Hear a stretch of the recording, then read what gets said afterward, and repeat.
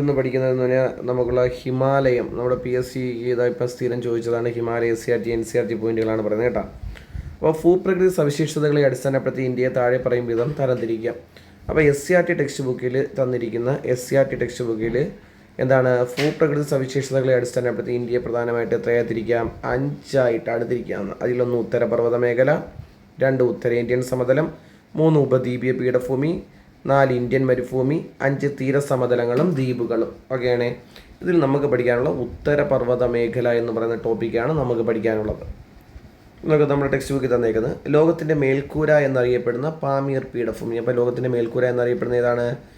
Pamir പീഠഭൂമിയാണ്. ആ Pamir പർവ്വതക്കെട്ടിൽ നിന്നും ഉത്ഭവിച്ച് കിഴക്ക് പൂർവാഞ്ചൽ വരെ വ്യാപിച്ചിരിക്കുന്ന നിരവധി പർവ്വത നിരകൾ ചേർന്നതാണ് ഇന്ത്യൻ ഉപഭൂഖണ്ഡത്തിൻ്റെ വടക്ക് കിഴക്കൻ അതിരായ ഉത്തരപർവ്വത മേഖല. ഓക്കെ. അപ്പം ഉത്തരപർവ്വത മേഖല ഇവിടെ നിന്നും പാമീർ പർവ്വതക്കെട്ടിൽ നിന്നും ആരംഭിച്ച് എങ്ങോട്ട് പോകുന്നു? കിഴക്കോട്ട് പോകുന്നു. കിഴക്ക് എവിടം വരെ വ്യാപിച്ചിരിക്കുന്നു? പൂർവാഞ്ചൽ വരെ വ്യാപിച്ചിരിക്കുന്നു. അപ്പോൾ എന്താ നോക്കടാ, നമ്മുടെ അടുത്ത് ചോദിച്ചേക്കാണ് ഉത്തരപർവ്വത മേഖലയുടെ സ്ഥാനം മനസ്സിലാക്കി പാമീർ പർവ്വതക്കെട്ടിൽ നിന്നും ഉത്ഭവിക്കുന്ന പർവ്വത നിരകൾ ഏതൊക്കെ? അപ്പോൾ നമുക്കിതിൻ്റെ എന്ത് തന്നിട്ടുണ്ട്? ഒരു മാപ്പ് തന്നിട്ടുണ്ട്. അപ്പോൾ എന്താ നോക്ക്, ഈ മാപ്പിൽ ഇതാണ് പാമീർ പർവ്വതക്കെട്ട്. ആ പാമീർ പർവ്വതക്കെട്ടിൽ നിന്നും പോകുന്ന പർവ്വത നിരകളാണ്. ഒന്ന് ഹിന്ദുക്കുഷുണ്ട്, ടിയാൻഷൻ ഉണ്ട്, കുൻലുന്നുണ്ട്, അതുപോലെ തന്നെ ഇതാണ്ട് കാരക്കോറം പർവ്വത നിര. കണ്ട? അപ്പോൾ ഹിന്ദുക്കുഷ്, ടിയാൻഷൻ, കുൻലുൻ, കാരക്കോറം, ഇത് കൂടാതെ സുലൈമാൻ പർവ്വത നിരകളൊക്കെ ഉണ്ട് കേട്ടോ. സുലൈമാൻ പർവ്വത നിരകൾ ഇതൊക്കെ ഇവിടെ പാമീർ പീഠഭൂമിയിൽ നിന്നും ആരംഭിക്കുന്നതാണ്. അപ്പം പാമീർ പീഠഭൂമിയിൽ നിന്നും ആരംഭിച്ച് പാമീർ പീഠഭൂമിയിൽ നിന്നും ആരംഭിച്ച് എന്താണ്ട് ഇങ്ങോട്ട് കിഴക്ക് ഇവിടെ ഇതാണ് പൂർവാഞ്ചൽ. ഈ ഭാഗമാണ് ഏത്? പൂർവാഞ്ചൽ. ഇവിടം വരെ വ്യാപിച്ച് കിടക്കുന്നതാണ് ഏത്? ഉത്തരപർവ്വത മേഖല എന്നാണ് നമുക്കെന്താണ് NCERT ടെക്സ്റ്റ് ബുക്കിൽ തന്നിരിക്കുന്നത്. അപ്പോൾ അടുത്ത് പറയുകയാണ് താരതമ്യേന പ്രായം കുറഞ്ഞതും ഉയരമേറിയതുമാണ് ഈ പർവ്വത നിരകൾ. അപ്പം പ്രായം കുറവാണ്, ഉയരമേറിയതാണ്. ശിലാപാളികൾക്ക് വലനം സംഭവിച്ച് രൂപപ്പെട്ട മടക്കുപർവ്വതങ്ങളാണിവ. അപ്പോൾ എന്താണ് വലനം എന്ന് വെച്ചാൽ ഭൂവൽക്കത്തിലെ ശിലാപാളികൾ സമ്മർദ്ദ ബലത്താൽ മടക്ക് പർവ്വതങ്ങൾ രൂപപ്പെടാറുണ്ട്. ഓക്കെയാണ്. വലനം എന്ന ഈ പ്രക്രിയയിലൂടെയാണ് മടക്ക് പർവ്വതങ്ങൾ എന്താണ് രൂപം കൊള്ളുന്നത്. ഹിമാലയം, ആൽപ്സ് തുടങ്ങിയ പർവ്വതനിരകൾ മടക്കു പർവ്വതങ്ങൾക്ക് ഉദാഹരണമാണ്. അപ്പോൾ പരീക്ഷയ്ക്ക് താഴെ തന്നിരിക്കുന്നതിൽ മടക്ക് പർവ്വതത്തിന് ഉദാഹരണം ഏതൊക്കെയെന്ന് ചോദിച്ചു കഴിഞ്ഞാൽ എന്താണ്? ഹിമാലയം, ആൽപ്സ് മടക്ക് പർവ്വതത്തിന് ഉദാഹരണമാണ്. അപ്പം ഇത് പടിഞ്ഞാറ് സിന്ധു നദി മുതൽ കിഴക്ക് ബ്രഹ്മപുത്ര നദി വരെ ഏകദേശം 2400 കിലോമീറ്റർ നീളത്തിൽ വ്യാപിച്ചു കിടക്കുന്നു. അപ്പം ഉത്തരപർവ്വത മേഖലയുടെ ഏതാണ് നീളം ചോദിച്ചു കഴിഞ്ഞാൽ നീളം എത്ര? അത് 2400 കിലോമീറ്ററാണ് നീളം. ഓക്കെയാണ്. അതുപോലെ 150 മുതൽ 400 കിലോമീറ്റർ വരെ വീതിയുണ്ട്. 150 മുതൽ 400 കിലോമീറ്റർ വരെ ആർക്ക് വീതിയുണ്ട്? ഉത്തരപർവ്വത മേഖലയ്ക്ക് വീതിയുണ്ട്. അപ്പോൾ ഉത്തരപർവ്വത മേഖലയുടെ പടിഞ്ഞാറ് ഭാഗത്ത് ഏകദേശം 400 കിലോമീറ്ററും കിഴക്ക് ഭാഗത്ത് ഏകദേശം 150 കിലോമീറ്ററുമാണ് വീതി കേട്ടോ. അതാണ് തന്നിരിക്കുന്നത്. അപ്പോൾ ഇവിടെ ഉയരമേറിയ കൊടുമുടികളുണ്ട്, ഹിമാനികൾ, താഴ്വരകൾ, ഇതെല്ലാം നിറഞ്ഞ ഒരു സവിശേഷ ഭൂപ്രകൃതി ഭാഗമാണിത് ഉത്തരപർവ്വത മേഖല. അപ്പോൾ ഈ ഉത്തരപർവ്വത മേഖലയുണ്ടല്ലോടാ, ഉത്തരപർവ്വത മേഖലയെ നമുക്ക് പ്രധാനമായും 3ആയി തിരിക്കാമെന്നാണ് പറഞ്ഞേക്കുന്നത്. 1 ട്രാൻസ് ഹിമാലയ, 2 ഹിമാലയ, 3 കിഴക്കൻ കുന്നുകൾ. ആ കിഴക്കൻ കുന്നുകളാണ് നമ്മൾ പൂർവാഞ്ചൽ എന്ന് വിളിക്കുന്നത് കേട്ടോ. ഇനി സമുദ്രനിരപ്പിൽ നിന്നും ശരാശരി 900 മീറ്ററിന് മുകളിൽ ഉയരമുള്ള ഭൂരൂപങ്ങളെ പൊതുവെ വിളിക്കുന്ന പേരാണ് പർവ്വതങ്ങൾ എന്നാണ് വിളിക്കുന്നത്. എന്ന് വിളിക്കുന്നു? പർവ്വതങ്ങൾ എന്ന് വിളിക്കുന്നു.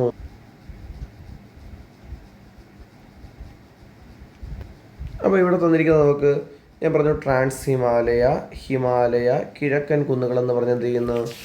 ഇവയെ പ്രധാനമായും 3ആയി തിരിക്കുന്നു എന്ന് പറഞ്ഞു. അപ്പം ട്രാൻസ് ഹിമാലയ കണ്ട ഈ ഒരു ചുവന്ന ലൈൻ പോയേക്കുന്നുണ്ട, ഇതാണ് ട്രാൻസ് ഹിമാലയയുടെ ഭാഗം. അത് ഇങ്ങനെ പോകുന്നുണ്ട് കേട്ടോ. ട്രാൻസ് ഹിമാലയയിൽ വരുന്നതാണ് ഏത്? 1 കാരക്കോറം, അതുപോലെ തന്നെ ലഡാക്ക്, സസ്കർ. കാരക്കോറം, ലഡാക്ക്, സസ്കർ. ഇത് ഏതിൻ്റെ ഭാഗമെന്ന് ചോദിച്ചാൽ ഏതിൻ്റെ ഭാഗം? ട്രാൻസ് ഹിമാലയയുടെ ഭാഗമാണ്. ഇനി ഹിമാലയത്തിൻ്റെ ഭാഗമില്ലേ? ഹിമാലയത്തിൻ്റെ ഭാഗമാണ് ഈ പോകുന്നവരാണ് ഹിമാലയത്തിൻ്റെ ഭാഗം. അതാണ് ഏതൊക്കെ? 1 ഹിമാദ്രി, 2 ഹിമാചൽ, 3 സിവാലിക്. അപ്പോൾ ഹിമാദ്രി, ഹിമാചൽ സിവാലിക്. ഹിമാചൽ സിവാലിക്. ഇവൻ ആരുടെ ഭാഗം എന്ന് വെച്ചാൽ ആരുടെ ഭാഗം? ഹിമാലയത്തിൻ്റെ ഭാഗമാണ് കേട്ടോ. ഇനി കിഴക്കൻ കുന്നുകളില്ലേ, കിഴക്കൻ കുന്നുകൾ, ആ കിഴക്കൻ കുന്നുകളാണ് ദാ ഈ വരുന്ന ഭാഗം. ദാ ഈ ഒരു പോർഷൻ കണ്ടല്ലേ, ദാ ഈ പച്ച കളറിൽ, അവനാണേത് നാഗാ കുന്നുകൾ, അതുപോലെ പത്കായിഫം കുന്നുകൾ, മീസോ കുന്നുകൾ, മീസോനെ വിളിക്കുന്ന പേരാണ് ലൂഷായ് ഹിൽസ് കേട്ടാ, ലൂസോ കുന്നുകൾ, അതുപോലെ മണിപ്പൂരി കുന്നുകൾ, കാസി കുന്നുകൾ, ഗാരോ കുന്നുകൾ, ജയന്തിയ കുന്നുകൾ. ഇതൊക്കെ എന്തിന് ഉദാഹരണമാണെടാ? ഇതെല്ലാം ഈ പറയുന്ന കിഴക്കൻ കുന്നുകൾക്ക് ഉദാഹരണമാണ്. അപ്പോൾ നമ്മുടെ അടുത്ത് താഴെ തന്നിരിക്കുന്നതിൽ കൂട്ടത്തിൽപ്പെടാത്തത് ഏതെന്നൊക്കെ ചോദിച്ചു കഴിഞ്ഞാൽ എന്ത് ചെയ്യണം? സിമ്പിളായിട്ട് ഉത്തരം എഴുതിക്കോണേ. ഇനി നോക്ക്, ഈ ഉത്തരപർവ്വത മേഖലയിൽ ഏറ്റവും വടക്ക് കാണപ്പെടുന്നതാണ് ഏത്? ട്രാൻസ് ഹിമാലയം. ഈ ട്രാൻസ് ഹിമാലയത്തെ വിളിക്കുന്ന മറ്റു പേരാണ് ഏത്? ടിബറ്റൻ ഹിമാലയം എന്നും അറിയപ്പെടുന്നു. ഈ ടിബറ്റൻ ഹിമാലയം അഥവാ ട്രാൻസ് ഹിമാലയത്തിൻ്റെ ശരാശരി ഉയരം 3000 മീറ്ററാണ്.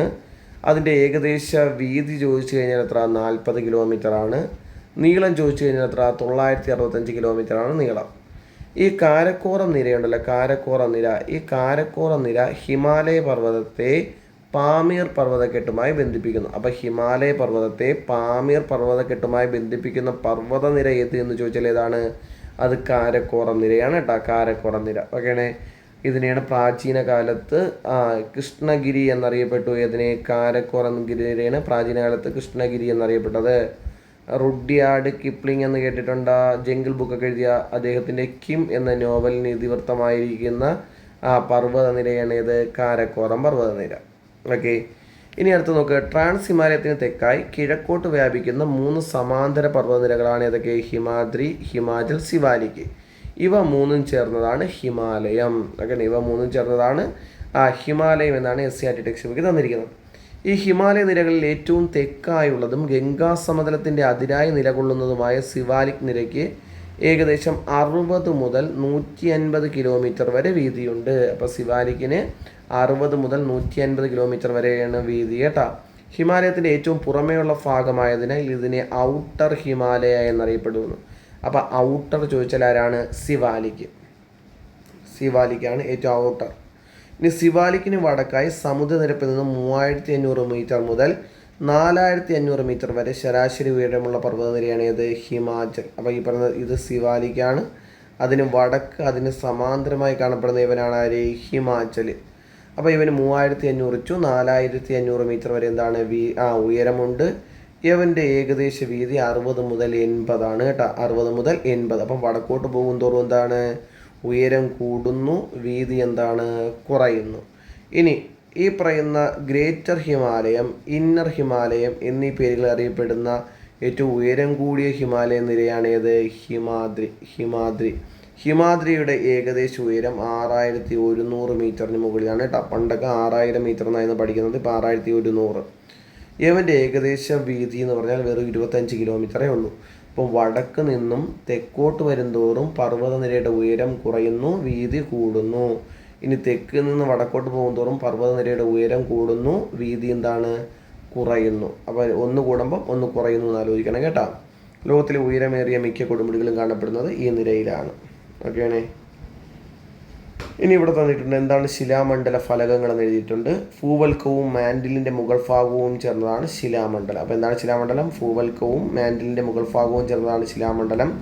ശിലാമണ്ഡലം ചെറുതും വലുതുമായ കഷ്ണങ്ങളായാണ് നിലകൊള്ളുന്നത്. അനേകായിരം കിലോമീറ്റർ വിസ്തൃതിയും ഏകദേശം 100 കിലോമീറ്റർ വരെ കനം, അത് ആലോചിച്ചോണം കേട്ടോ. 100 കിലോമീറ്റർ വരെ കനവുമുള്ള ഈ ശിലാമണ്ഡല ഭാഗങ്ങളെയാണ് ശിലാമണ്ഡല ഫലകങ്ങൾ എന്നറിയപ്പെടുന്നത്. ഇവ വൻകര ഭാഗം ഉൾക്കൊള്ളുന്നതോ കടൽത്തറ ഭാഗം ഉൾക്കൊള്ളുന്നതോ വൻകരയും കടൽത്തറയും ഉൾക്കൊള്ളുന്നതോ ആകാം. ഓക്കെയാണേ. അതായത് നമ്മൾ ഈ പറയുന്ന തെന്നി നീങ്ങുന്നു എന്നൊക്കെ പറഞ്ഞ് പഠിക്കും. അവനാണ് ആര്? ഈ ശിലാമണ്ഡല ഫലകങ്ങൾ കേട്ടോ. അപ്പോൾ ഇവിടെ നോക്കടാ, ഏകദേശം 150 മുതൽ 160 ദശലക്ഷം വർഷങ്ങൾക്ക് മുമ്പ് ഉപദ്വീപീയ ഇന്ത്യയും ഓസ്ട്രേലിയൻ ഫലകവും ഉൾപ്പെടുന്ന, അതായത് ഓസ്ട്രേലിയൻ വൻകര ഉൾപ്പെടുന്ന ഇന്ത്യൻ ഫലകം. അപ്പോൾ ഇന്ത്യൻ ഫലകമാണ് നമ്മൾ ഇന്തോ ഓസ്ട്രേലിയൻ ഫലകം എന്നൊക്കെ പഠിക്കുന്നത് കേട്ടോ.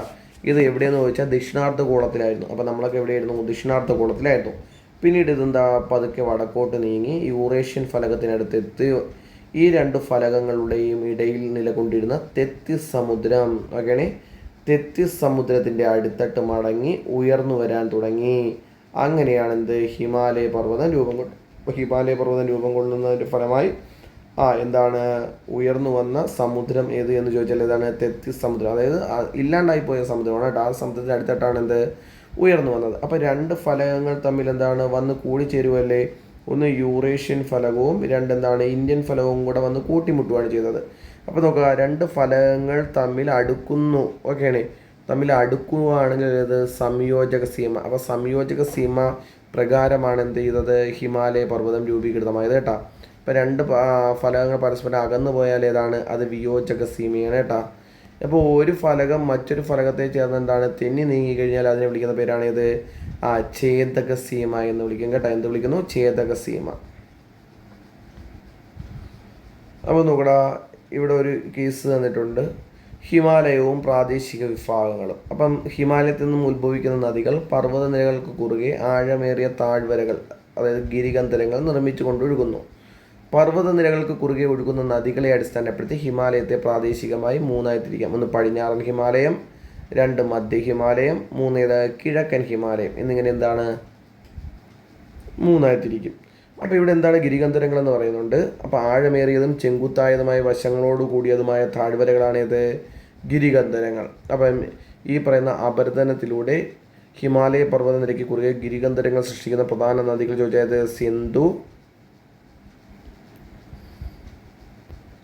സിന്ധു, അതുപോലെ ഗംഗ, അതുപോലെ സത്ലജ് കേട്ടോ. അത് പരീക്ഷയ്ക്ക് കൃത്യമായിട്ട് ചിലപ്പം ചോദിക്കുന്ന സാധനമാണ്.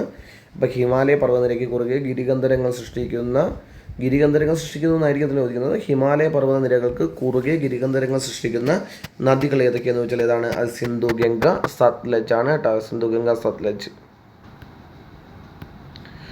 ഇനി ഇതാ ഇവിടെ നോക്കടാ, ഹിമാലയത്തെ 3 പ്രാദേശിക മേഖലകളായി തിരിച്ചിരിക്കുന്നു എന്ന് പറഞ്ഞു. അപ്പം ഒന്ന് പടിഞ്ഞാറൻ ഹിമാലയം സിന്ധു നദിക്കും കാളി നദിക്കും ഇടയിലാണ് ഇത് പടിഞ്ഞാറൻ ഹിമാലയം വരുന്നത്. ഇനി മധ്യ ഹിമാലയം എന്ന് പറഞ്ഞാൽ കാളി മുതൽ ടീസ്റ്റ വരെ വ്യാപിച്ചിരിക്കുന്നു കേട്ടോ.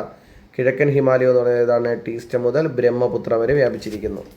അപ്പോൾ ഇവിടെ നോക്ക്, ജമ്മു കാശ്മീരിൻ്റെ വടക്ക് സിന്ധു നദിയുടെ താഴ്വര മുതൽ, അപ്പോൾ ജമ്മു കാശ്മീരിൻ്റെ വടക്ക് ഏത് സിന്ധു നദിയുടെ താഴ്വര മുതൽ ഉത്തരാഖണ്ഡിൻ്റെ കിഴക്ക് കാളി നദി. ആ കാളി നദി എന്ന് പറഞ്ഞാൽ ഘാഗ്ര നദിയുടെ പോഷക നദിയാണ് ഏത് കാളി നദി. അതിൻ്റെ താഴ്വര വരെ ഉൾപ്പെടുന്നതാണ് പടിഞ്ഞാറൻ ഹിമാലയം.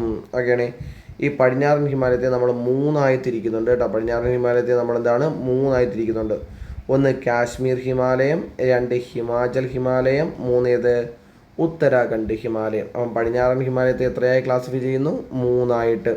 ഒന്ന് കാശ്മീർ ഹിമാലയം, 2 ഹിമാചൽ ഹിമാലയം, 3 ഉത്തരാഖണ്ഡ് ഹിമാലയം. അതിൽ കാശ്മീർ ഹിമാലയത്തെക്കുറിച്ചാണ് ആദ്യം പറഞ്ഞിരിക്കുന്നത്. അപ്പോൾ നമുക്ക് നമ്മുടെ ജമ്മു ആൻഡ് കാശ്മീർ ലഡാക്ക് പ്രദേശത്ത് ഏകദേശം 3.5 ലക്ഷം ചതുരശ്ര കിലോമീറ്റർ വിസ്തൃതിയിൽ, അപ്പോൾ വിസ്തൃതി 3.5 ലക്ഷം ചതുരശ്ര കിലോമീറ്റർ. അതുപോലെ തന്നെ എന്താണ് ഏകദേശം 700 കിലോമീറ്റർ നീളമുണ്ട്, 500 കിലോമീറ്റർ വീതിയുണ്ട്. ഇത് ചിലപ്പോൾ സ്റ്റേറ്റ്മെൻ്റ് ആയിട്ട് ചോദിക്കും കേട്ടോ. അപ്പോൾ 700 കിലോമീറ്റർ നീളവും 500 കിലോമീറ്റർ വീതിയും കാശ്മീർ ഹിമാലയത്തിനുണ്ട്. വിസ്തൃതി എത്ര? 3.5 ലക്ഷം ചതുരശ്ര കിലോമീറ്റർ ആണ്. അപ്പം മഞ്ഞുമൂടിയ കൊടുമുടികളും താഴ്വരകളും മലനിരകളും നിറഞ്ഞ കാശ്മീർ ഹിമാലയത്തിലെ പ്രധാന പർവ്വതനിരകളാണ് കാരക്കോറം, സസ്കർ, ലഡാക്ക്, പീർ പഞ്ച്. ഇനി ലോകത്തിലെ 2ാമത്തെ ഉയരമേറിയ കൊടുമുടിയായ മൗണ്ട് കേട്ടു, നമ്മൾ ഗോഡ്വിൻ ഓസ്റ്റിൻ എന്ന് പറയും, 8611 മീറ്ററാണ് ഉയരം. അത് സ്ഥിതി ചെയ്യുന്നത് കാരക്കോറം നിരയിലാണ് കേട്ടോ. ഗോഡ്വിൻ ഓസ്റ്റിനെയാണ് നമ്മൾ എന്താണെന്ന് വിളിക്കുന്നത്? മൗണ്ട് കേട്ടു അഥവാ ലെംബ പഹാർ, അതല്ലെങ്കിൽ ദാബ് സാങ് എന്നൊക്കെ വിളിക്കും കേട്ടോ. ലെംബ പഹാർ അല്ലെങ്കിൽ ദാബ് സാങ് എന്നൊക്കെ നമ്മൾ വിളിക്കുന്ന ആരെയാണ്? ഈ മൗണ്ട് കേട്ടുവിനെയാണ്. ഇനി അതുപോലെ തന്നെ നോക്കടാ, സിയാച്ചിൻ ഒക്കെയാണ്. ഏതാണ്? സിയാച്ചിൻ, അതുപോലെ ബാൽത്താറോ ഹിമാനികൾ. അപ്പോൾ ഈ പറയുന്ന കാശ്മീർ ഹിമാലയ ഭാഗത്ത് കാണപ്പെടുന്ന പ്രധാനപ്പെട്ട 2 ഹിമാനികളാണ് ഇതൊക്കെ, സിയാച്ചിനും ബാൽത്താരോയും. അതുപോലെ തന്നെ സിന്ധു നദിയും അതിൻ്റെ പോഷക നദികളായ രവി, ചലം, ചിനാബ് തുടങ്ങിയവയും വർഷം മുഴുവൻ എന്താണ് സമൃദ്ധമായ നീരൊഴുക്ക് സാധ്യമാക്കുന്നത് ഈ ഹിമാനികളാണ് എന്നാണ് തന്നിരിക്കുന്നത്. ഇനി ഈ പറയുന്ന കാശ്മീർ ഹിമാലയ ഭാഗത്ത് എന്താണ് ചുരങ്ങളുണ്ട്. അപ്പോൾ എന്താണ് ചുരമെന്ന് തന്നിട്ടുണ്ട്? പർവ്വതങ്ങളുടെ ഇരുവശങ്ങളെയും തമ്മിൽ ബന്ധിപ്പിച്ച് ഗതാഗതം സാധ്യമാക്കുന്ന പർവ്വതങ്ങളിലെ പ്രദേശമാണ് എന്ത്? ചുരങ്ങൾ. നമ്മൾ പാസ് എന്ന് പറയാം അല്ലേ, പാസ്. ഇനി പർവ്വതനിരകൾ മുറിച്ചു കിടക്കാൻ സഹായകമായ സ്വാഭാവിക ഇടങ്ങളാണ് ചുരങ്ങൾ. അപ്പം ചുരത്തിന് എന്താണ് ഡെഫിനിഷൻ ചോദിച്ചു കഴിഞ്ഞാൽ പർവ്വതനിരകൾ മുറിച്ച് കടക്കാൻ സഹായിക്കുന്ന സ്വാഭാവിക ഇടങ്ങളെ വിളിക്കുന്ന പേരെന്തെന്ന് ചോദിച്ചാൽ എന്താണ്? അത് ചുരങ്ങളാണ് കേട്ടോ. പീർപ്പഞ്ചൽ പർവ്വതനിരയ്ക്ക് കുറുകെയുള്ള ബെനിഹാൽ ചുരം. അപ്പം ബെനിഹാൽ ചുരം കൃത്യമായി പഠിച്ചു വെച്ചേക്കണം. ചോദിക്കും ബെനിഹാൽ ചുരം. അപ്പം ബെനിഹാൽ ചുരം ഏത് പർവ്വതനിരയിലാണെന്ന് ചോദിച്ചാൽ ഏതാണ്? പീർപ്പഞ്ചൽ പർവ്വതനിരയ്ക്ക് കുറുകെയാണ്. ഇത് ജമ്മുവിനെ കാശ്മീർ താഴ്വരയുമായി ബന്ധിപ്പിക്കുന്നു. അപ്പം ബെനിഹാൽ ജമ്മുവിനെ എന്ത് ചെയ്യുന്നത്? കാശ്മീർ താഴ്വരയുമായി ബന്ധിപ്പിക്കുന്നു. ഇനി ശുദ്ധജലങ്ങൾ ധാരാളമുള്ള കാശ്മീർ ഹിമാലയത്തിലെ ഒരു പ്രധാന തടാകമാണ് ദാൽ. അപ്പം ദാൽ എന്താണ്? ഒരു ശുദ്ധജല തടാകമാണ്. ഈ തടാകത്തിൻ്റെ കരയിലാണ് ശ്രീനഗർ പട്ടണം സ്ഥിതി ചെയ്യുന്നത്. അപ്പോൾ ശ്രീനഗർ പട്ടണം ഏത് നദിക്കരയിലാണ് ഏത് തടാകക്കരയിലാണ് സ്ഥിതി ചെയ്യുന്നത് എന്ന് ചോദിച്ചാൽ ഏത് തടാകം? അത് ദാൽ തടാകമാണ് കേട്ടോ. കാശ്മീരിലെ ഒരു പ്രധാന വിനോദസഞ്ചാര വാണിജ്യ കേന്ദ്രമാണിത്. ദാൽ തടാകത്തിലെ ശിഖാര തോണികൾ ചോദിച്ചിട്ടുണ്ട്. അതുപോലെ ഫ്ലോട്ടിംഗ് മാർക്കറ്റ്. ഓക്കെ, അതായത് സാധനം എന്താണ്? തോണികളിൽ കൊണ്ടുപോയി വിൽക്കുന്നത്. കാശ്മീർ ടൂറിസത്തിൻ്റെ മുഖമുദ്രകളാണ്. ഇനി ഇവിടെ നോക്ക്, ഒരെണ്ണം തന്നിട്ടുണ്ട്, സിയാച്ചിൻ ഹിമാനി. ലോകത്തിലെ ഏറ്റവും ഉയരത്തിൽ സ്ഥിതി ചെയ്യുന്ന യുദ്ധഭൂമി എന്നാണ് സിയാച്ചിൻ ഹിമാനിയെ അറിയപ്പെടുന്നത്. ഓക്കെയാണേ. അതുപോലെ തന്നെ എന്താണ്? ഏറ്റവും ഉയരത്തിലുള്ള ഹെലിപ്പാഡ് ചോദിച്ചാലും ഹിമപീഠഭൂമി ചോദിച്ചാലും ആരാണ്? അത് സിയാച്ചിനാണ് കേട്ടോ. ഹിമപീഠഭൂമി ചോദിച്ചാലും സിയാച്ചിൻ. അപ്പോൾ സിയാച്ചിൻ എന്ന വാക്കിൻ്റെ അർത്ഥം റോസാപ്പൂക്കൾ. സുലഭം എന്നാണ് എന്ത്?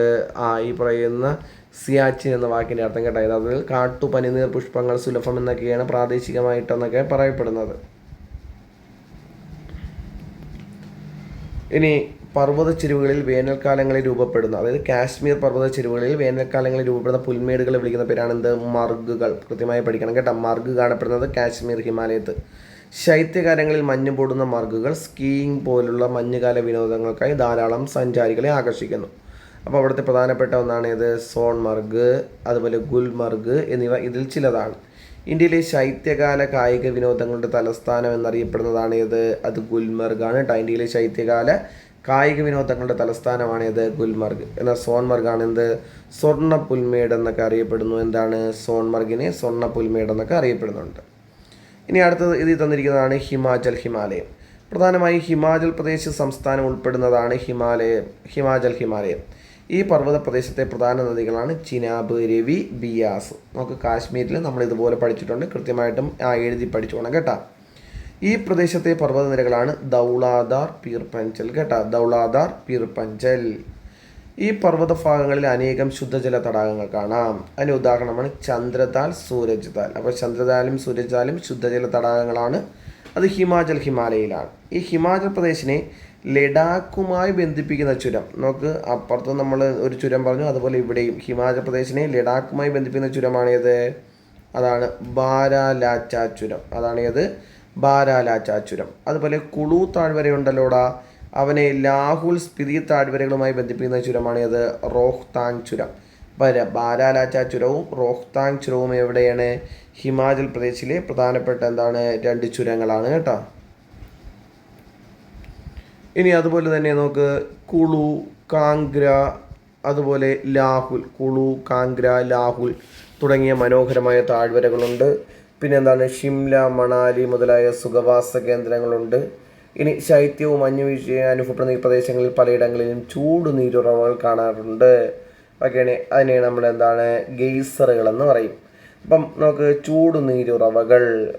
മഴവെള്ളം ഭൂമിക്കടിയിലേക്ക് ഊർന്നിറങ്ങി ഭൂഗർഭ ജലത്തിൻ്റെ ഭാഗമാകുന്നു. പർവ്വത രൂപീകരണം പോലുള്ള ഭൗമ പ്രവർത്തനങ്ങൾ സജീവമായ ഇടങ്ങളിൽ ഭൗമോപരിതലത്തിനിടയിലെ ശിലാപാളികൾ ചൂട് പിടിക്കുകയും ഈ ശിലകൾ ഭൂഗർഭ ജലത്തെ ചൂടാക്കുകയും ചെയ്യുന്നു.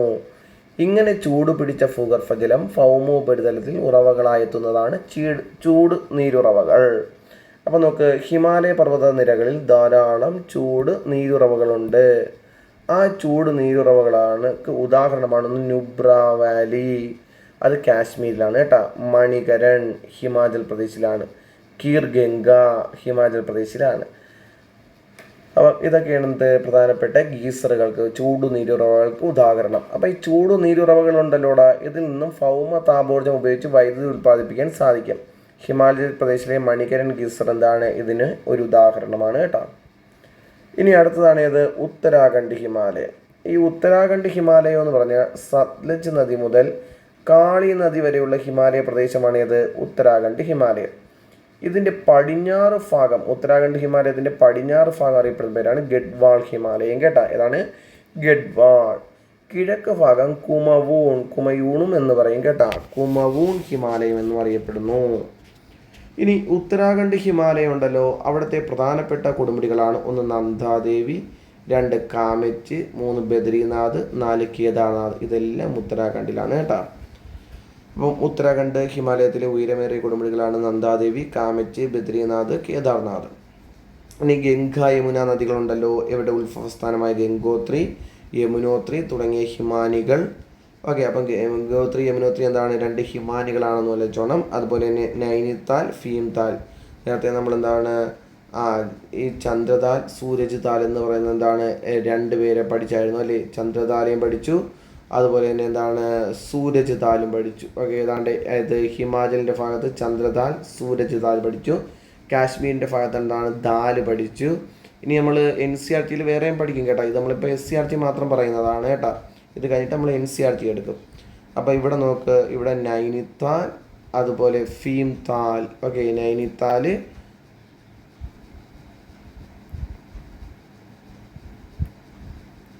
അതുപോലെ എന്താണ്?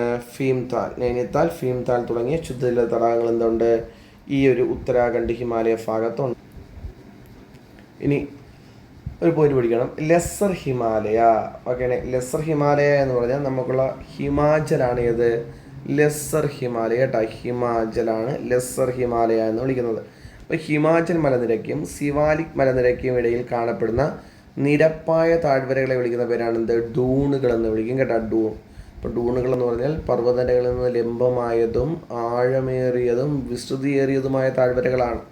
അപ്പോൾ ഇതിൻ്റെ താഴ്ഭാഗം എന്താണ്? അത് നിരപ്പായിട്ടാണ് കാണപ്പെടുന്നത് കേട്ടോ. അതാണ് സിവാലിക് മലനിരകൾക്കിടയിൽ കാണപ്പെടുന്ന നിരപ്പായ താഴ്വരകളെ വിളിക്കുന്ന പേരാണെന്ത്? ഡൂണുകൾ എന്ന് പഠിക്കുന്നത്. ഉത്തരാഖണ്ഡ് സംസ്ഥാനത്തിലെ ഒരു ഡൂണാണ് ഏത്? ഡെറാഡൂൺ. ഓക്കെ, ഡെറാഡൂൺ. ആ ഡെറാഡൂൺ മലയാളത്തിൽ എഴുതുന്നത് ദേരാദൂൺ എന്നാണ് കേട്ടോ. ദേരാദൂൺ. അപ്പം ദേരാദൂൺ എന്ന് പറയുമ്പം നിങ്ങൾ എന്ത് ചെയ്യണം? ഈ SCERT തന്നിരിക്കുന്ന മലയാളവും അതുപോലെ പഠിച്ചു വെച്ചേക്കണം കേട്ടോ. ഇവിടെ ഇനി അടുത്തത്, ഇവിടങ്ങളിലെ ഉയർന്ന പർവ്വതച്ചെരുവുകളിൽ കാണപ്പെടുന്ന വേനൽക്കാല പുൽമേടുകളെ നമ്മൾ വിളിക്കുന്ന പേരാണ് ഇത്? ബുഗ്യാലുകൾ. അപ്പം ബുഗ്യാൽ എന്ന് പറയുന്ന പുൽമേട് എവിടെയാണ്? അത് ഉത്തരാഖണ്ഡിലാണ്. നമ്മൾ മർഗുകൾ പഠിച്ചു, അത് കാശ്മീരിലാണ് കേട്ടോ. ശൈത്യകാലത്ത് മഞ്ഞിനടിയിലാകുന്ന ബുഗ്യാലുകൾ പലയിടങ്ങളിലും വിനോദസഞ്ചാരത്തിനായി പ്രയോഗിക്കുന്നു. അപ്പം ദയാര ബുഗ്യാൽ, ഗോഡ്സോൺ ബുഗ്യാൽ എന്നിവ എന്താണ്? ഈ പറഞ്ഞ ബുഗ്യാലുകൾക്ക് പ്രസിദ്ധമാണ്. അപ്പോൾ ഇവിടെ നോക്കണം, ഹിമാലയത്തിൽ ഏകദേശം 3000 മുതൽ 4500 മീറ്റർ ഉയരത്തിനിടയിൽ ഒക്കെയാണ് കാണപ്പെടുന്ന പുൽമേടുകൾ. അത് ഗഡ്വാൾ മേഖലയിൽ ബുഗ്യാൽ എന്നറിയപ്പെടുന്നു. അപ്പം ഗഡ്വാൾ മേഖലയിലാണ് എന്തെന്നറിയപ്പെടുന്നത്? ബുഗ്യാൽ. അതായത് ഉത്തരാഖണ്ഡിൻ്റെ പടിഞ്ഞാറ് ഭാഗത്താണ് എന്തെന്നറിയപ്പെടുന്നത്? ബുഗ്യാൽ എന്നറിയപ്പെടുന്നത് കേട്ടോ. അപ്പം ശൈത്യകാലങ്ങളിൽ മഞ്ഞ് മൂടുന്ന ബുഗ്യാലുകൾ മഞ്ഞുരുകുന്നതോടെ പച്ച പുതച്ച് പുൽമേടുകളായി മാറുന്നു. ഈ അവസരങ്ങളിൽ താഴ്വരകളിൽ നിന്ന് മാട്ടിടയന്മാർ എന്താണ്? വളർത്തുമൃഗങ്ങളുമായി ബുഗ്യാലുകളിൽ എത്തുന്നു. അപ്പോൾ നോക്ക്, താഴ്വരകൾ വരണ്ടുണങ്ങുന്ന വേനൽക്കാലത്ത് സമൃദ്ധമായ പച്ചപ്പുള്ള ബുഗ്യാലുകളിൽ ഇവർ താൽക്കാലിക പാർപ്പിടങ്ങൾ ഒരുക്കുന്നു.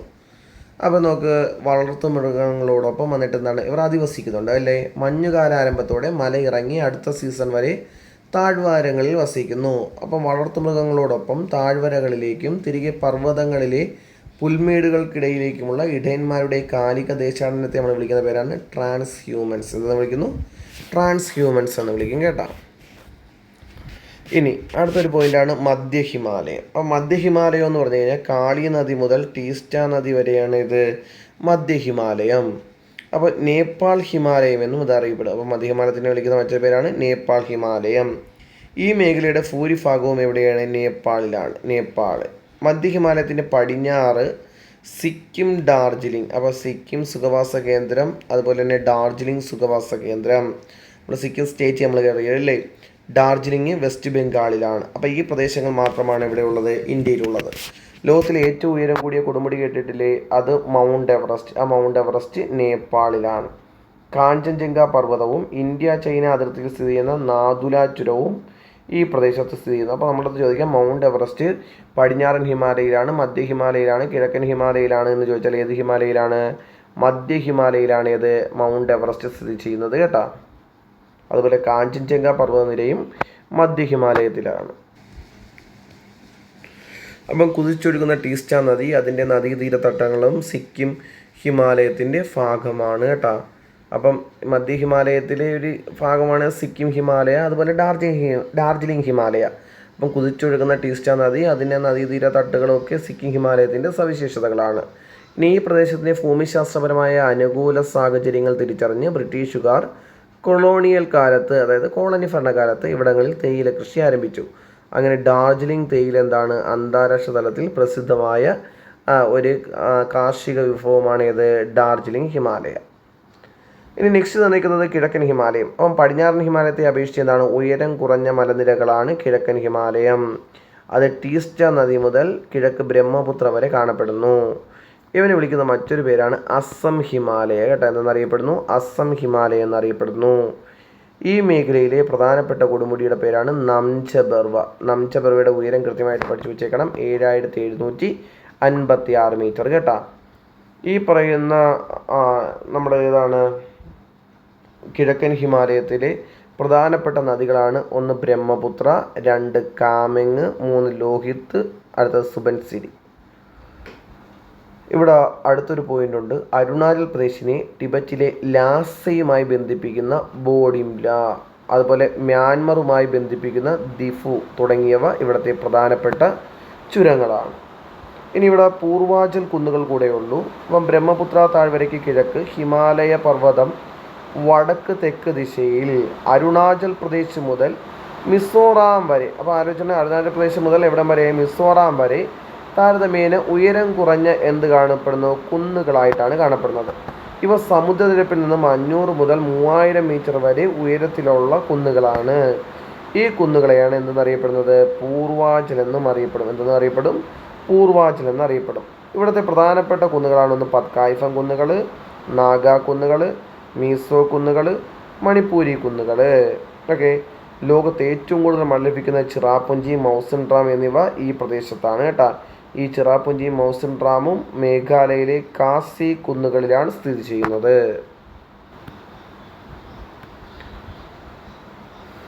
ഇനി ഇവിടെ നോക്കട്ടെ, കേബിൾ ലഞ്ചാവ്. വടക്ക് കിഴക്കൻ ഇന്ത്യയിലെ ഏറ്റവും വലിയ ശുദ്ധജല തടാകമാണ് ഇത് ലോക്തക്ക്. അത് മണിപ്പൂരിലാണ്. അവിടെയാണ് എന്ത്? കേബിൾ ലഞ്ചാവോ ദേശീയോദ്യാനം. ഇതിൻ്റെ പ്രത്യേകത ചോദിച്ചു കഴിഞ്ഞാൽ തടാകത്തിൽ പൊങ്ങിക്കിടക്കുന്ന സസ്യാവശിഷ്ടങ്ങളും മണ്ണും ചേർന്ന് രൂപപ്പെടുന്ന തുരുത്തുകളാണ് തുരുത്തുകളെ അറിയപ്പെടുന്ന പുംഡി എന്നാണ് അറിയപ്പെടുന്നത് കേട്ടോ. പുംഡി. ഈ പുംഡി മൊത്തത്തിൽ ചേർന്നതാണ് നമ്മൾ കേബിൾ ലഞ്ചാവോ എന്നറിയപ്പെടുന്ന ദേശീയോദ്യാനം കേട്ടോ. അപ്പോൾ സസ്യങ്ങളും ചെറുജീവികളും പക്ഷികളും അടങ്ങുന്ന തനത് ആവാസ വ്യവസ്ഥയെ ലോക്തക് തടാകത്തിലെ പുംഡികൾ ചേർന്നതാണ് കേബിൾ ലഞ്ചാവോ ദേശീയോദ്യാനം. ഓക്കെയാണ്. ഇതിനെ റാംസാർ പട്ടികയിൽ ഉൾപ്പെടുത്തിയിട്ടുണ്ട്. റാംസാർ പട്ടികയിൽ ഉൾപ്പെടുത്തിയിട്ടുണ്ട്. ഇനി ഇവിടുത്തെ കാലാവസ്ഥയെക്കുറിച്ച് പറയുകയാണെങ്കിൽ ഇന്ത്യയുടെ വടക്കനെതിരായ ഹിമാലയ പർവ്വതവും തുടർ പർവ്വതങ്ങളും ചേർന്ന് ഇന്ത്യൻ ഉപഭൂഖണ്ഡത്തിനും അതുപോലെ തന്നെ മധ്യേഷ്യയ്ക്കുമിടയിൽ ഒരു കാലാവസ്ഥാ വിഭാജകം തീർക്കുന്നു. അപ്പോൾ ഹിമാലയ പർവ്വത പ്രദേശങ്ങളിലെ കാലാവസ്ഥ അതത് പ്രദേശത്തിൻ്റെ ഉയരത്തിനും ഭൂപ്രകൃതിക്കും അനുസരിച്ച് എന്ത് ചെയ്യുന്നു? വ്യത്യാസപ്പെട്ടിരിക്കുന്നു. താരതമ്യേന ഉയരം കുറഞ്ഞ പർവ്വത ചെരുവുകളിലും അതുപോലെ സിവാലിക് മലയടിവാരങ്ങളിലും മിതോഷ്ണ കാലാവസ്ഥയാണ്. ഓക്കെയാണ്. എന്നാൽ ഉയരം കൂടിയ പർവ്വത ഭാഗങ്ങളിൽ കുറഞ്ഞ താപനിലയും ശൈത്യ കാലാവസ്ഥയുമായിരിക്കും അനുഭവപ്പെടുന്നത്. അപ്പോൾ ഉയർന്ന പർവ്വതങ്ങളിലും ലഡാക്ക് മേഖലയിലും ധ്രുവസമാനമായ തീവ്ര ശൈത്യ കാലാവസ്ഥയാണ് അനുഭവപ്പെടുന്നത്. അപ്പം പരീക്ഷയ്ക്ക് ചിലപ്പോൾ സ്റ്റേറ്റ്മെൻ്റായിട്ട് ചോദിക്കും. ലഡാക്ക് മേഖലയിൽ ശൈത്യ കാലാവസ്ഥ അനുഭവപ്പെടുന്നു, ലഡാക്ക് മേഖലയിൽ തീവ്ര ശൈത്യ കാലാവസ്ഥ അനുഭവപ്പെടുന്നു. ഓക്കെയാണ്. കൃത്യമായി പറഞ്ഞാൽ തീവ്ര ശൈത്യ കാലാവസ്ഥ, അതായത് ധ്രുവ സമാനമായ, അതായത് ധ്രുവ പ്രദേശങ്ങളിൽ എങ്ങനെയാണോ അതുപോലെ എന്നർത്ഥം വരുന്നതാണ് കേട്ടോ. ധ്രുവ സമാനമായ തീവ്ര ശൈത്യ കാലാവസ്ഥയാണ് ഈ പറഞ്ഞ പ്രദേശങ്ങളിൽ അനുഭവപ്പെടുന്നത്. അടുത്ത പോയിന്റാണ് സിവാലിക് പർവ്വതനിരകളുടെ തെക്കൻ ചെരിവുകളിലും അതുപോലെ വടക്ക് കിഴക്കൻ ഇന്ത്യയിലും തെക്ക് പടിഞ്ഞാറ് മൺസൂൺ മഴ ലഭിക്കുന്നു. അപ്പം പർവ്വതങ്ങളുടെ ഉയരമേറിയ ഭാഗങ്ങളിൽ മഞ്ഞ് വീഴ്ചയാണ് ഉണ്ടാകുന്നത്. അത് സാധാരണമാണ്, നമ്മളും കേട്ടിട്ടുണ്ടല്ലേ. ഇനി ബംഗാൾ ഉൾക്കടലിൽ നിന്ന് വീശുന്ന മൺസൂൺ കാറ്റുകളുണ്ടല്ലോ, അത് അസം ഹിമാലയത്തിനും പൂർവാചൽ കുന്നുകൾക്കുമിടയിൽ എത്തുമ്പോൾ ഏറെക്കുറെ മുഴുവൻ നീരാവിയും ഈ പ്രദേശത്ത് പെയ്തൊഴുകുന്നു. അതുകൊണ്ട് തന്നെ ഹൈ റെയിൻഫാൾ ഏരിയാസ്, അപ്പോൾ ഇന്ത്യയിലെ ഹൈ റെയിൻഫാൾ ഏരിയാസിൽ ഒന്നാണ് ഇത് കേട്ടോ. മറ്റൊന്ന് നമ്മുടെ പശ്ചിമഘട്ടമാണ്. അതിനാൽ തന്നെ വടക്ക് കിഴക്കൻ ഇന്ത്യയിൽ പ്രത്യേകിച്ച് മേഘാലയ പീഠഭൂമിയിൽ ഉയർന്ന തോതിൽ മഴ ലഭിക്കുന്നു എന്നാണ് തന്നിരിക്കുന്നത്. ഇനി നെക്സ്റ്റ് നോക്ക്, നദീവ്യവസ്ഥ. സിന്ധു, ഗംഗ, ബ്രഹ്മപുത്ര എന്നീ നദികളും അവയുടെ പോഷക നദികളും ചേർന്നതാണ് ഹിമാലയൻ നീരൊഴുക്ക് വ്യൂഹം. മഴയിൽ നിന്നും മഞ്ഞുരുകിയും ജലം ലഭിക്കുന്നതിനാൽ ഇവ വർഷം മുഴുവൻ നീരൊഴുക്കുള്ള നദികളാണ്. സിമ്പിളായിട്ട് കിട്ടും, വായിച്ചാലും കിട്ടും. പർവ്വത പ്രദേശത്ത് എന്താണ്, അതിശക്തമായ നീരൊഴുക്കാണ് ഈ നദികൾക്കുള്ളത്. അപ്പം സമതല പ്രദേശങ്ങളിൽ വെള്ളപ്പൊക്കവും അതുപോലെ ഗതിമാറി ഒഴുകലും ഇവമായിട്ട് സാധാരണമാണ്. ഈ നദികൾ പർവ്വത ഭാഗങ്ങളിൽ രൂപ താഴ്വരയും ഗിരികന്ധരങ്ങൾ, വെള്ളച്ചാട്ടങ്ങൾ തുടങ്ങിയ ഭൂരൂപങ്ങൾ സൃഷ്ടിക്കുന്നു. ഓൾറെഡി നമ്മൾ ഗിരികന്ധരങ്ങൾ എന്താണെന്ന് പറഞ്ഞു അല്ലേ.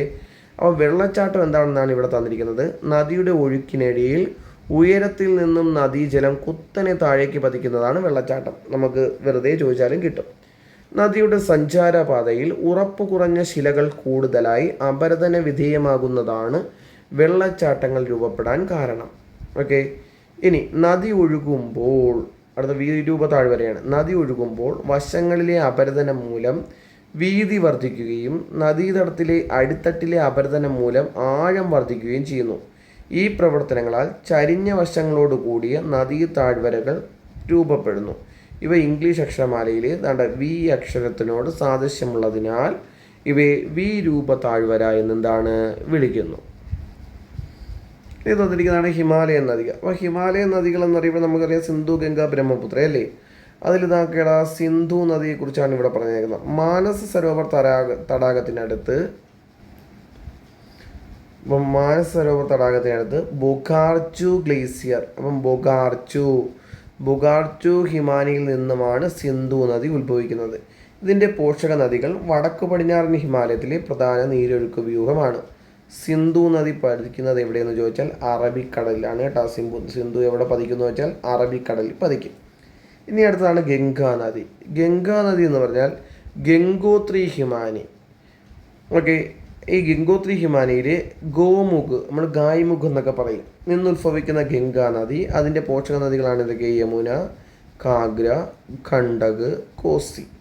ഇത് ഉത്തരാഖണ്ഡ് അതുപോലെ തന്നെ നേപ്പാൾ ഹിമാലയ പ്രദേശത്തെ പ്രധാന നദികളാണ്. ഇനി അടുത്തതാണ് ഏത്? ബ്രഹ്മപുത്ര. ഈ ബ്രഹ്മപുത്ര ഉത്ഭവിക്കുന്ന എവിടെയെന്ന് വെച്ചാൽ മാനസ സരോവർ തടാകത്തിനടുത്ത്, അതായത് നമ്മുടെ ടിബറ്റൻ ചൈന, ചെമയുങ്തുങ് ഹിമാനി. ഓക്കെ, ഏതാണ്? ചെമയുങ്തുങ് ഹിമാനി. അവിടെ നിന്നും ഉത്ഭവിച്ച് ബ്രഹ്മപുത്ര. അതിൻ്റെ പോഷക നദികളാണിത്: ദിബാങ്, ലോഹിത്, മാനസ് മുതലായവ. ഇതാണ് കിഴക്കൻ ഹിമാലയത്തിലെ നദീവ്യൂഹങ്ങൾ എന്നറിയപ്പെടുന്നത്. ഓക്കെയാണേ. ഇത് ഒരു വിഷയം നമ്മളടുത്ത് വേണമെങ്കിൽ എന്താണ് ചേരുംപടി ചേർക്കാൻ ചോദിക്കും കേട്ടോ. ഇനി അടുത്തതാണ് ഈ പ്രദേശത്തെ മണ്ണിനെ കുറിച്ച്. ഹിമാലയ പർവ്വത പ്രദേശത്ത് പൊതുവായി പർവ്വത മണ്ണും അതുപോലെ വനമണ്ണുമാണ്. അപ്പോൾ ഏതൊക്കെയാണ്? പർവ്വത മണ്ണുമാണ്, വനമണ്ണുമാണ് കാണപ്പെടുന്നത്. അപ്പോൾ ഇവിടെ നോക്കടാ, പർവ്വത പരിസ്ഥിതി അനുസരിച്ച് മണ്ണിൻ്റെ ഘടനയിലും തരി വലിപ്പത്തിലും എന്താണ് വ്യത്യാസം ഉണ്ടാകാം. താഴ്വാരങ്ങളിൽ നേർത്ത തരികളോട് കൂടിയതും ജൈവാംശം കൂടുതലുമുള്ള മണ്ണാണ് കാണപ്പെടുന്നത്. എന്നാൽ ഉയർന്ന ചരിവുകളിലാണെങ്കിൽ അവിടെ വലിയ തരികളോട് കൂടിയ ജൈവാംശം കുറഞ്ഞ മണ്ണായിരിക്കും കാണാൻ സാധിക്കുക. ഇനി താഴ്വരകളിൽ എക്കൽ മണ്ണിൻ്റെ നിക്ഷേപമാണ് പ്രധാനമായും കാണപ്പെടുന്നത്. അപ്പം നോക്ക്, മുകളിൽ നിന്ന് നദികൾ അവസാദങ്ങളൊക്കെ കൊണ്ടുവന്ന് അവിടെ നിക്ഷേപിക്കുകയാണല്ലേ. അപ്പം ആ പ്രദേശങ്ങളിൽ എന്താണ് എക്കൽ മണ്ണിൻ്റെ നിക്ഷേപമാണെന്ത് പ്രധാനമായും കാണപ്പെടുന്നത്. കാശ്മീർ താഴ്വരയിൽ ഹിമാനികൾ നിക്ഷേപിക്കുന്ന അവസാദങ്ങളാണ് കരേവാസ് എന്നറിയപ്പെടുന്നത്. ഇത് നേർത്ത മണലും ജൈവാംശങ്ങളും നിറഞ്ഞ മണ്ണാണ്. അപ്പം കരേവാസ് എന്താണ്? ഒരു അവസാദമാണ്, അതായത് മണ്ണാണ്. അപ്പം നേർത്ത മണലും ജൈവാംശങ്ങളും നിറഞ്ഞ മണ്ണാണിത്. ഇത് കുങ്കുമ കൃഷിക്ക് അനുയോജ്യമാണ്. ഓക്കെ, ഇനി സസ്യജാലങ്ങളെ കുറിച്ച് പറയുകയാണ്. ഉയരം, ഭൂപ്രകൃതി, മണ്ണിനം, കാലാവസ്ഥ തുടങ്ങിയ ഘടകങ്ങളിലെ വ്യത്യാസം ഹിമാലയ നിരകളിലെ സസ്യജാലങ്ങളിൽ പ്രാദേശികമായ വ്യത്യാസങ്ങൾ സൃഷ്ടിക്കുന്നു. സ്വാഭാവികം. കിഴക്കൻ ഹിമാലയത്തിലും വടക്ക് കിഴക്കൻ കുന്നുകളിലും ശരാശരി വാർഷിക മഴ 200 സെൻറ്റിമീറ്ററിന് മുകളിലായി ലഭിക്കുന്നതിനാൽ ഇവിടങ്ങളിൽ ഉഷ്ണമേഖല നിത്യഹരിത വനങ്ങൾ കൂടുതലായി കാണപ്പെടുന്നു. അപ്പോൾ ഉഷ്ണമേഖല നിത്യഹരിത വനങ്ങൾ കാണപ്പെടുന്നത് എവിടെയൊക്കെ? അത് കിഴക്കൻ ഹിമാലയത്തിലും അതുപോലെ തന്നെ എന്താണ് വടക്ക് കിഴക്കൻ കുന്നുകളിലും. ഇനി ഉയരം കൂടുന്നതിനനുസരിച്ച് ഊഷ്മാവ് കുറയുന്നതിനാൽ ഹിമാലയ പർവ്വത പ്രദേശങ്ങളിലെ നൈസർഗിക സസ്യജാലങ്ങളിലും അനുസൃതമായ മാറ്റം ദൃശ്യമാണ്. അപ്പോൾ ഉയരത്തിനനുസരിച്ച് നിത്യഹരിത വനങ്ങൾ മുതൽ അതുപോലെ തന്നെ നിത്യഹരിത വനങ്ങൾ മുതൽ ശൈത്യമേഖലാ സസ്യജാലങ്ങളായ തുന്ദ്ര വരെയുള്ള സസ്യജാലങ്ങളുടെ തുടർച്ച ഇവിടെ കാണാം. ഈ പറയുന്ന ഹിമാലയൻ പ്രദേശത്ത് കാണാം കേട്ടോ. ഇനി അടുത്തതാണ് പറഞ്ഞേക്കുന്നത്, താഴ്വരകളിലും അതുപോലെ ഉയരം കുറഞ്ഞ പർവ്വത ചെരുവുകളിലും അർദ്ധനിത്യഹരിത വനങ്ങളും അതുപോലെ തന്നെ എന്താണ് ഇലപൊഴിയും വനങ്ങളും കാണപ്പെടുന്നു.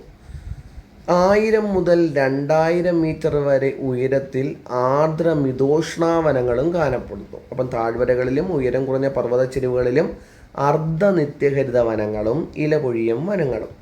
1000 മുതൽ 2000 മീറ്റർ വരെ ഉയരത്തിൽ എന്താണ് ആർദ്ര മിതോഷ്ണ വനങ്ങൾ കാണാം. പിന്നെ പൈൻ, ദേവദാരു മുതലായ സ്തൂപികാഗ്ര വൃക്ഷങ്ങളുണ്ടല്ലോ, അത് പർവ്വത ചെരുവുകളിൽ കൂടുതലായി വളരുന്നു. അപ്പം എന്താണ് ഇവിടെ ഒരു ഫിഗർ തന്നിട്ടുണ്ട് കേട്ടോ. ഈ ഒരു ഫിഗർ അതിൻ്റെ ഒരു ഫിഗറാണ്. ഇനി ഉയരം കുറഞ്ഞ സസ്യങ്ങളായ ജൂനിപ്പർ, ആ പേരുകൾ പഠിച്ചോണം കേട്ടല്ല.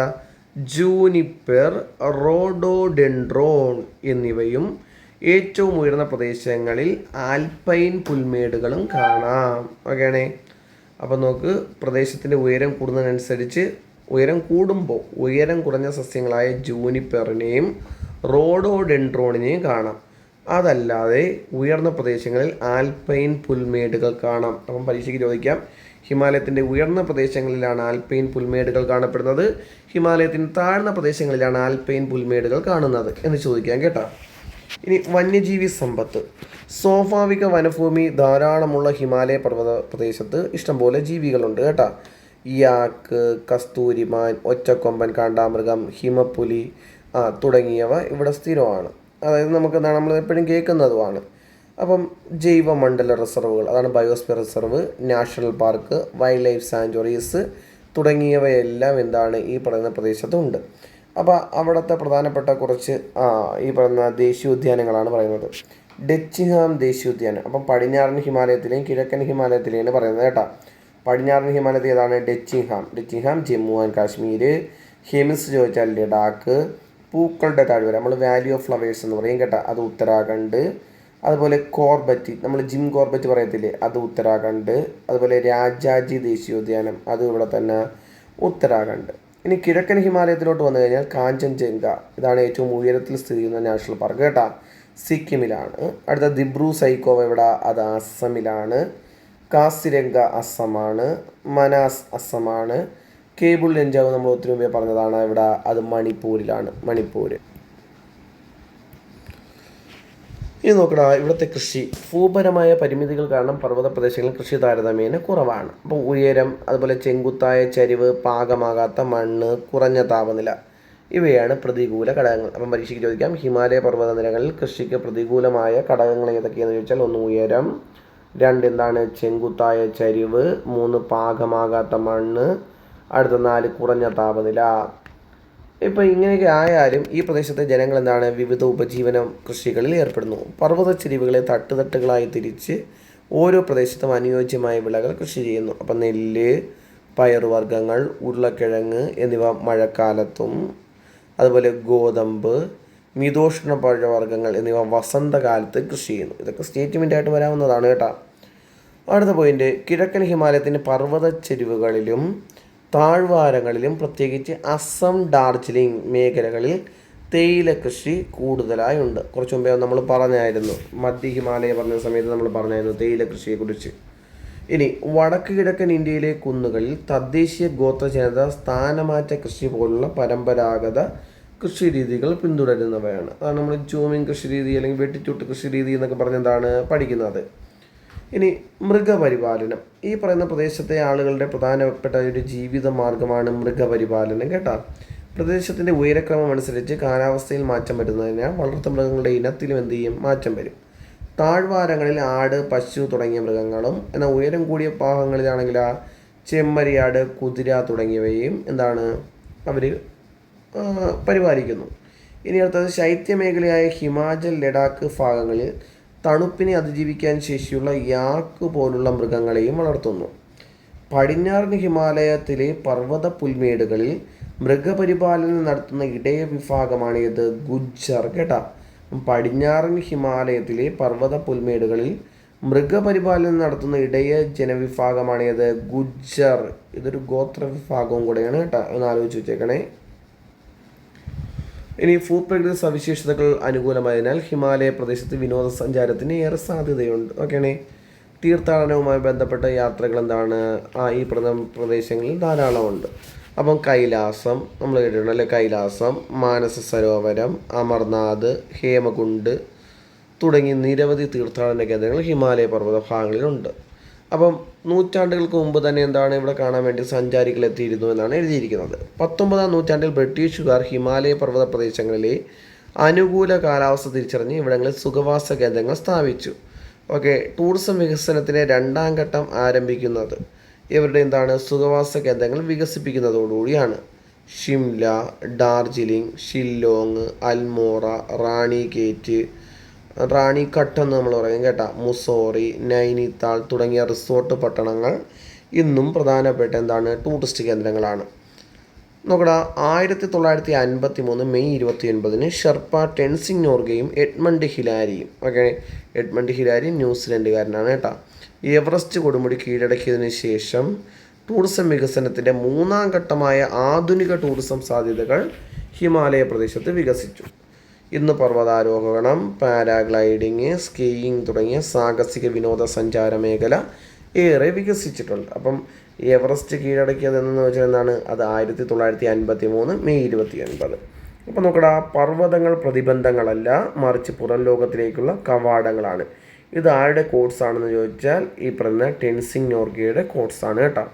ഇത് SCERT നമ്മൾ ഹിമാലയ പർവ്വതവുമായി ബന്ധപ്പെട്ടിരിക്കുന്നു തന്നേക്കുന്നതാണ്. ഇനി NCERT ഉണ്ട്, അത് ഇതിൻ്റെ വീഡിയോയ്ക്ക് ഇപ്പോൾ ഒരു 40 മിനിറ്റ് ലെങ്ത് ആയതുകൊണ്ട് അത് ഇതിലങ്ങ് ഒഴിവാക്കി അത് അടുത്തൊരു പാർട്ടായിട്ട് ഇടും കേട്ടോ. ഓക്കെയാണേ. അപ്പോൾ എല്ലാവരും എന്ത് ചെയ്യുക?